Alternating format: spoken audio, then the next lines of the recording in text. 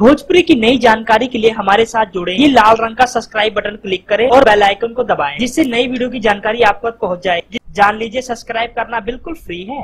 Superstar पवन और खेसारी आखिर एक महीने में कितना पैसा कमाते हैं, आप जान के हैरान हो सकते हो। हम आपको बता देना चाहते हैं, सुपरस्टार पवन सिंह इस वक्त पैसों के मामले में बहुत ज्यादा इनकम इकट्ठा कर रहे हैं। दोस्तों आपको बता दें, पवन सिंह लगभग रिपोर्ट्स की मानी तो बताया जा रहा है कि एक महीने में लगभग 5 दिन स्टेज शो कर ही देते हैं। अगर दोस्तों लगाया जाए पवन सिंह का अनुमान, तो एक दिन में स्टेज शो करने का लगभग 10 से 15 लाख रुपए चार्ज करते हैं। तो दोस्तों इसके हिसाब से एक महीने की फिल्मों को छोड़ के उनकी इनकम लगभग 50 से 80 लाख रुपए एक महीने की हो जाती है। दोस्तों ये जरूरी नहीं कि एक महीने में वो 5 और 10 स्टेज शो करते हैं, कुछ पता नहीं है।